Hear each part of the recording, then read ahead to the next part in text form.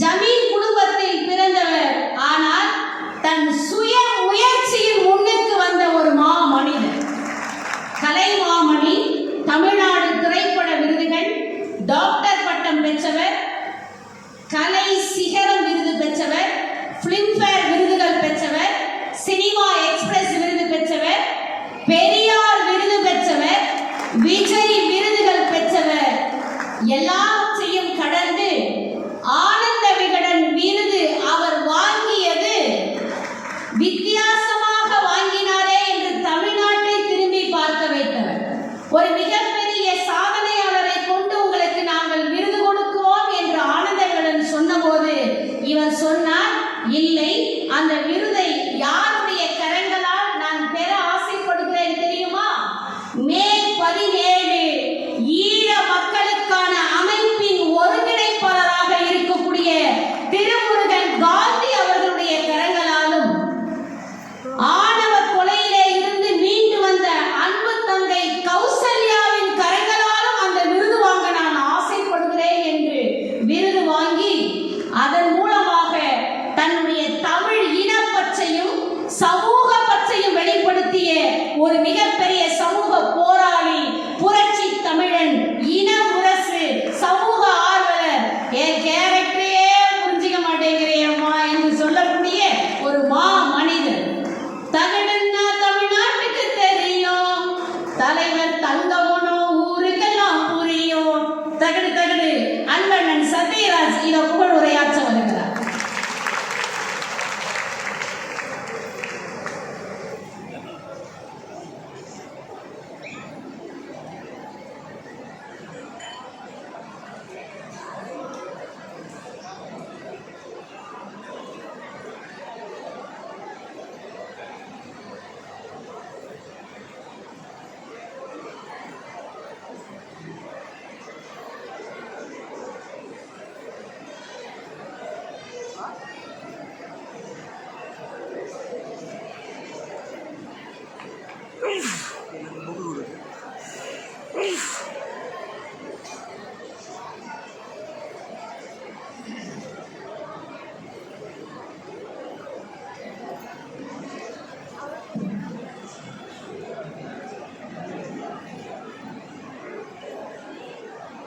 மேடையில் அமர்ந்திருக்கும் முத்தமிழறிஞர் டாக்டர் கலைஞர் அவர்களின் அன்பு உடன்பிறப்புகளுக்கும், மேடையின் முன்னால் அமர்ந்திருக்கும் முத்தமிழறிஞர் டாக்டர் கலைஞர் அவர்களின் அன்பு உடன்பிறப்புகளுக்கும் உரிமையோடு கூறுகிறேன், ஊடகவியலாளர்கள் உங்களையும் பார்த்து டாக்டர் கலைஞர் அவர்களின் அன்பு உடன்பிறப்பு.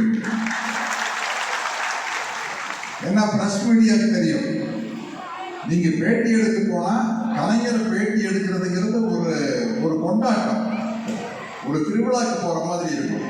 அதனால்தான் உரிமையோட உங்களையும் சேர்த்து சொன்னேன். காலம் உள்ளவரை கலைஞர். எனக்கு ஒரு நல்ல வாய்ப்பை ஏற்படுத்தி கொடுத்தாரு அறநிலையத்துறை அமைச்சர் அன்பு தம்பி சேகர் பாபு அவர்கள்.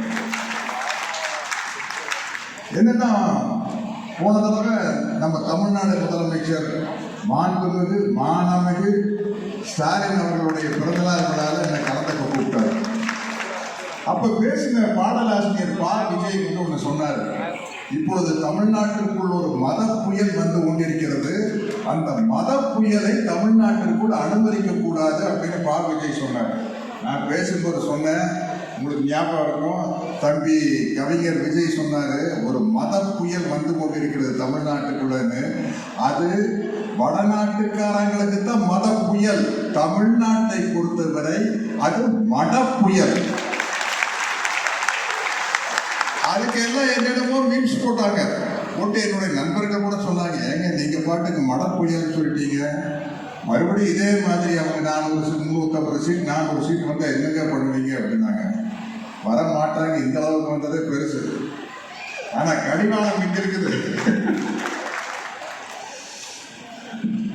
என்னன்னா, காலம் உள்ளவரை கலைஞர் அப்படிங்கிற இந்த தலைப்புல திரையாண்ட கலைஞர் நிலமாண்ட கலைஞர்னு எழுதப்பட்டிருக்குது. என்னுடைய அன்பு நண்பர் நாசர் சொன்னாரு, திரையாண்ட கலைஞர் அல்ல, திரையை ஆண்டு கொண்டிருக்கும் கலைஞர், நிலத்தை ஆண்டு கொண்டிருக்கும் கலைஞர் அப்படின்னு. ஏன்னா கலைஞருடைய தத்துவம் என்பது தந்தை பெரியார் காலத்தில் ஆரம்பிக்கப்பட்ட தத்துவம். இந்த உலகத்துல 2 தத்துவம் தான் இருக்குது. பிறப்பால் அனைவரும் சமம், மனிதர்கள் அனைவரும் சமம், பிறப்புக்கும் எல்லா உயிர்க்கும் அப்படிங்கிறது ஒரு தத்துவம். இல்ல பிறப்புலேயே உயர்ந்தவன், பிறப்புலேயே தாழ்ந்தவன், குறிப்பிட்ட ஜாதியில பிறந்தா வசந்தவங்க, குறிப்பிட்ட ஜாதியில பிறந்தா தாழ்ந்தவங்க, ஆம்பளையா பிறந்தா வசந்தவங்க, பொம்பளையா பிறந்தா தாழ்ந்தவங்க அப்படிங்கிற ஒரு சித்தாந்தம் இருக்குது. அப்படி கிடையாது, அனைவரும் சமம் அப்படிங்கிறது சித்தாந்தம். அந்த சித்தாந்தத்தின் பக்கம்தான் தந்தை பெரியார், பேரறிஞர் எல்லாம், முத்தமிழ் கலைஞர் எல்லாம் நிற்கிறாங்க. இதில் எது நியாயமான சித்தாந்தம் யோசிச்சு பாருங்க. நீங்களே ஒரு மத பிளவை ஏற்படுத்தி ஒருத்தருக்குள்ள ஒருத்தர் போட்டியை உருவாக்கி விட்டு ரொம்ப டேஞ்சரான விஷயம்னா இந்த மத வெறியையும் ஜாதி வெறியையும் தூண்டிப்படுறதுதான். அதிலிருந்து இந்த மனித சமுதாயத்தை மீட்டெடுக்கிறதுக்காக பாடுபட்டவர்கள் தான் தந்தை பெரியாரும், பேரறிஞர் அண்ணாவும், முத்தமிழறிஞர் கலைஞர் அவர்களும். அதுல கலைஞர் மிக அருமையாக இந்த சினிமா அப்படிங்கிற ஒரு மிகப்பெரிய மீடியாவை இந்த தத்துவங்களை முன்னெடுத்து செல்வதற்காக அவர் பயன்படுத்தி கொண்டார். அதுதான் பெரிய விஷயம். யாரா இருந்தாலும் எனக்கு தெரியும், விஜயகுமார் அண்ணனுக்கு, நண்பர் நாசருக்கு தெரியும். நம்ம ஒரு தொழில்னு போகலாம் அங்கே நம்ம காம்ப்ரமைஸ் பண்ணிப்போம். ஏன்னா நம்ம கொள்கைகளை சினிமாக்குள்ள கொண்டு கடைசி வரை காலம் தருவதுங்கிறது ரொம்ப ரொம்ப கஷ்டம். நானே என் கொள்கைக்கு முரண்பாடான எத்தனையோ படங்கள் நடிச்சிருக்கிறேன். ஆனால் கலைஞர் அவர்கள் தன்னுடைய வலிமையான பேனா, இன்னைக்கு நான் நடிச்ச ஒரு படம் வந்திருக்கு வெப்பன் அப்படின்ட்டு,